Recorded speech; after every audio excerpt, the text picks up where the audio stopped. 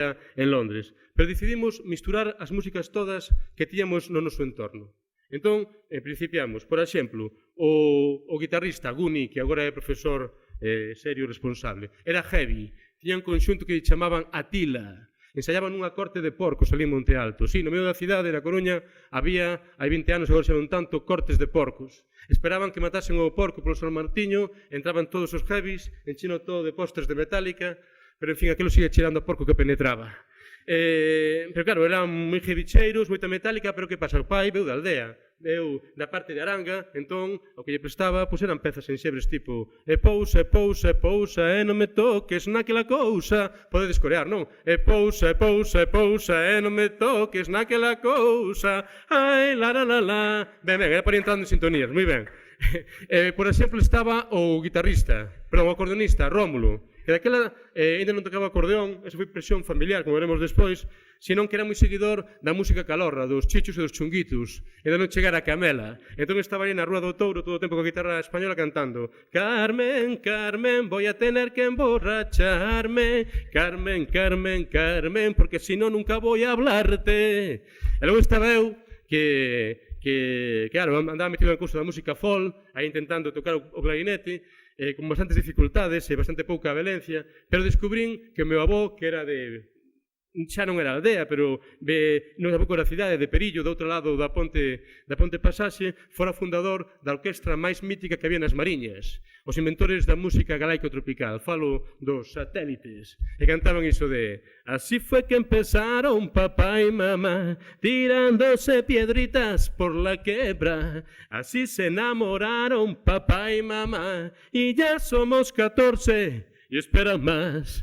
Ben, misturamos todas esas melodías, músicas que temos todos no noso entorno e que quizá nunca valoramos, e dicían, se sabedes, na Coruña imposible, ali ninguén fala galego, imposible que haxa un conxunto que lle vaya ben cantando en galego. Ben, baixamos de Monte Alto, cruzamos o centro da cidade, cruzamos a Ponte Pasaxe e encontrámonos na ruta con estes conxuntos que facían algo parecido a nós e estaban unidos polo poder do idioma. Entón fixemos ese congreso para poñernos no seu propio nome. E foi nun cocido, en Chantada, na adega chamada El Caballero de Viana, ese é o nome oficial. O nome popular era O Sistema, porque o señor decía, no verán, o sistema tomar churrasco, no inverno, o sistema tomar cocido. Era inverno, tomamos cocido, e os postres intentamos buscar, insisto, unha etiqueta para o noso traballo colectivo. Ben, viuse no documental, hai unha referencia, houve un concurso de xuramentos, tratábase de ser o máis vehemente posible, e toda esa parte da vida que non aparecía na cultura oficial que agromase de vez. Eso é o bravú, eso é o que nos toca no corazón. E houve moitas palabras, surdiron moitas posibilidades, pero por fin surdiu esta outra denominación, bravú, que, como sabedes, bravú é sinónimo de bravío, de carne do monte, da carne de caza, da carne sin castrar, que sabe a monte, que sabe duro. E iso que queríamos facer nós, música do noso tempo, pero co sabor do país de onde somos. A parte de bravú, xa é unha cuestión sentimental, tiña un aquel de mantra tibetano, unha palabra mística, en principio con ese B oclusivo, non, que se expande nese A aberto bra, e esa condensión total do bravú.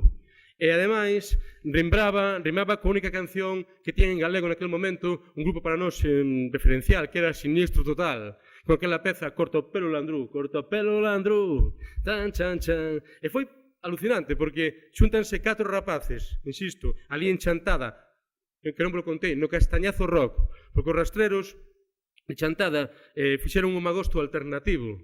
En vez de facer un magosto habitual, fixeron o Castañazo.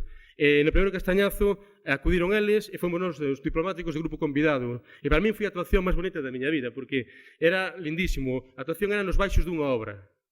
Entón, víades así aquelas luces cutres iluminando os tixolos, o laranxa dos ladrillos, rapaces pequechiños e os primeiros punkis que se viran por Chantada. Era algo tan tenro, tan inocente, radicalmente maravilloso. Pois ben, no segundo Castañazo Rock xurdiu esa etiqueta do bravú. E o que vos decía, foi alucinante. Xúntanse 4 rapaces ali, tomando un cocido moi rico, por certo, no Cabaleiro de Viana, no Sistema, e de repente eso tocou na xente. E houve grupos que eran bravús, grupos que eran antibravús, grupos que eran que logo non foron, grupos que non foron que logo viñeron ao rego, en fin, que de alguna forma fixolle cóxegas á sociedade, en un lugar onde aparentemente non podía pasar nada e todo tiña que vir dende arriba, pois o poder da xente cambiou un chisco as cousas.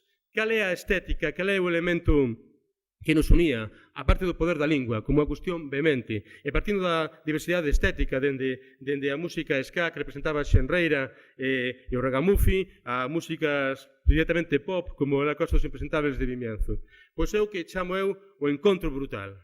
Esta realidade cotidiana que vivimos, este encontro salvaxe entre un mundo antigo que se está esfarelando e unha modernidade que nos toca pola parte máis dura, pola parte das mareas negras, pola parte da agresión ecolóxica, etc. En ese encontro salvaxe xorde moita vida. No medio da dor xorde moita vida. E iso aconteceu en todos os contextos e en todos os estilos. Sempre no tapadillo, na marxe, nace a creatividade.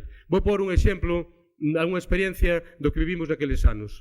Unha vez, os diplomáticos de Monte Alto tíamos que tocar no barco de Valdeorras. Ainda non había autovía ninguna. Imaginamos que ruta non, dende a Coruña ao barco de Valdeorras.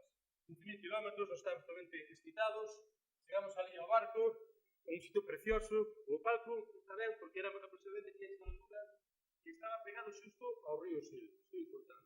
Si, non, nunca ímos ao río, pero un dato importante. Entón, fixemos as probas de son. Escoitas, estou de pé, ou fixemos as probas de son e todo foi ben, fomos dar unha volta, tomamos un viño, poden ser dous, e chegou o momento, chegou o momento da actuación, o batería, Vías, do famoso grupo Os Berjalludos, Pulpiño Viascón, pois dixo as palabras máxicas. 1, 2, 3, 4, dalle!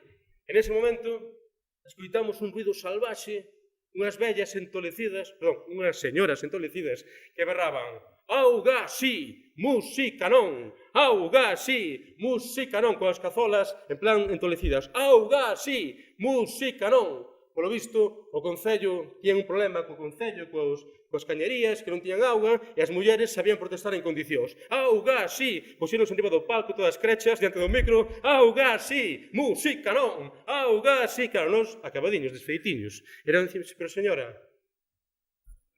bueno, entón, perdón, sento. Bueno, como que? Non, que vou, quedo sentado. Entón, señoras, mire, entendemos que teñen os seus problemas, pero vimos da Coruña, nós non temos nada, deixenos tocar. As señoras realmente entolecidas. Auga, sí, música non, unha casi se bota en riba do técnico de son. Auga, sí, música non. Nos, acabadiños, desfeitiños, e de súpeto apareceu el, Graciano, o punky do barco. Cresta punky, chupa de coiro, 4 cravos chantados cá arriba, e levaba unha guitarra eléctrica, pero como leva o indio Jerónimo a escopeta nas películas. Iba así avanzando, foi abrindo un rego, subiu arriba do palco, mirou para nós e dixo: tranquilos, nenos, mañán vou a misa de 12 e berro: auga, sí, misa non, auga, sí, misa non. Bueno, en fin, deu-nos moitos solás, fomos tomar un vaso, poden ser dous, co cal, pois, tocar non tocamos, pero quedamos relaxados, e el tamén deitouse tarde, co cal non pudo cumprir a súa promesa, pero bueno, acabamos ben relaxadiños. O ano seguinte, chámanos outra vez para tocar no barco, e non, bueno, que está todo ben amañado cos fontaneiros, non, sí, non hai problema ningún, tocamos, todo foi ben, e o remate apareceu Graciano, pero estaba baixo de moral. A cresta punky tiña así deitada de medio lado. Dixemos, pero que tes, Graciano, que che pasou, home? Que pasou? E dixo, nada, xurxo, nada. Que neste lugar a xente non quere a cultura. Eu esfórzome, pero non hai xeito. E iso, nada, fixe unha obra de teatro en tres actos. No primeiro acto non houve queixa. Era sobre o sentimento do medo, sobre o sentimento do terror. Entón, no primeiro acto, collín un coche, planteille lume no medio da rúa, e a xente miraba, non estaba atenta. Estáballe, pero no segundo acto xa era para que foran interactuando máis. Entón, era coller a alguén, atalo cunha corda e guindalo pola ponta